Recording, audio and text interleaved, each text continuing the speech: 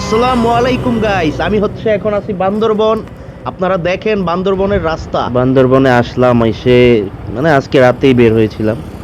আজকে রাত থেকে সকাল পর্যন্ত প্রায় 400 কিলো রাইড দেওয়ার পরে তারপরেও আসলে ঘুম আসতেছিল না। এত সুন্দর একটা জায়গা যে একটু ঘুরে আসি। তো এই মুহূর্তে আমি আছি হচ্ছে বান্দরবন শহর থেকে প্রায় কিছুটা দূরে। একটু ঘুরতে আসছিলাম। আহ, যখন বান্দরবন আসি আমরা 5.5 ঘন্টায় বান্দরবন ঢুকছি আল্লাহর রহমতে। মানে গাড়ি একটু জোরেই চালাই আসছি, কারণ আমরা সিঙ্গেলে যেহেতু আছি এই কারণে। তো গাড়ি নিয়ে বের হয়ে গেলাম। বাসায় আর রেস্ট টেস্ট নেই নাই, জাস্ট হাফ প্যান্ট পরে মানে গোসল টোসল করে তারপরে বের হয়ে গেছি আর কি। বের হয়ে ঘোরাঘুরি করতেছি। রাস্তাটা তো অস্থির। সকাল 5টার দিকে যখন আমি এদিক দিয়ে আসি, মানে এত পরিমাণের মেঘ ছিল আসলে বলার বাহিরে। তো খুব উপভোগ করেছি। তবে আমার একটা দুর্ভাগ্য হচ্ছে আমার মোবাইলে চার্জ ছিল না, যার কারণে আমি ভিডিওটা ধারণ করতে পারিনি। তবে ইনশাআল্লাহ কাল সকালবেলা ভিডিও আসবে। কালকে সকালে আমি আপনাদেরকে দেখাবো আসলে মেঘটা কত সুন্দর হয়ে আসে। আমি আসলে এই প্রথমবার আসছি এখানে। আগে এদিকে আসলেও মানে এইদিকে আর ঢোকা হয়নি, বান্দরবনের দিকে আসা হয়নি। তবে এই বান্দরবনে এবার এসে বুঝলাম আসলে কেন মানুষ এত বান্দরবন আসতে চায়। তো এই যে দিতে দিতে আপনারা দেখছেন এত উঁচা উঁচা রাস্তা, একবার উঁচা আসতেছে একবার নিচু আসতেছে।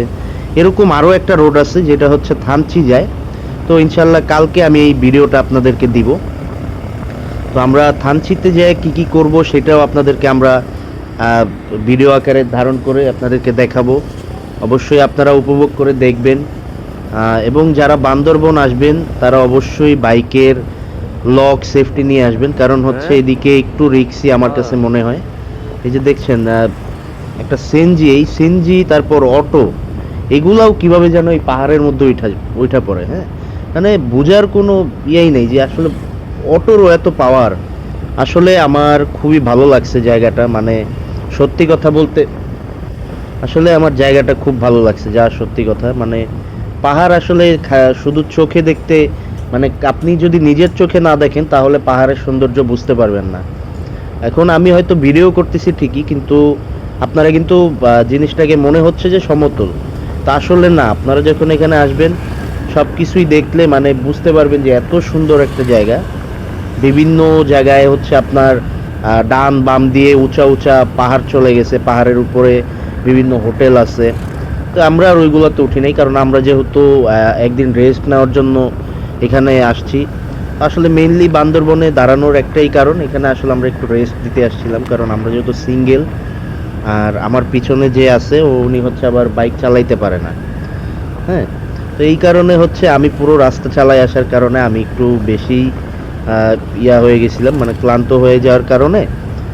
তাই হচ্ছে একটু রেস্টের জন্য করছিলাম। তবে আসলে এত সৌন্দর্য দেখার পরে কিভাবে যে আর রেস্ট নেই সেটাই আমি আসলে বুঝতেছি না। হ্যাঁ, পরবর্তীতে বের হয়ে গেলাম। বের হয়ে এই যে একটু ঘোরাঘুরি, দেখেন কি ঢাল। এই ঢাল দিয়ে মনে করেন আমরা যেতে যেতে আসলে ক্যামেরাতে আপনাদেরকে আমি বুঝাইতে পারতেছি না, ক্যামেরাতে এতটা বোঝা যাচ্ছে না। তবে আপনারা যদি কখনো আসেন বাইক নিয়ে তখন আপনি বুঝতে পারবেন এইখানের সৌন্দর্য। তো এর থেকে উঁচা উঁচাও কিছু জায়গা আছে, ওইটার ভিডিও অবশ্য কালকে আপনাদেরকে আমরা আপডেট দিব, সমস্যা নেই।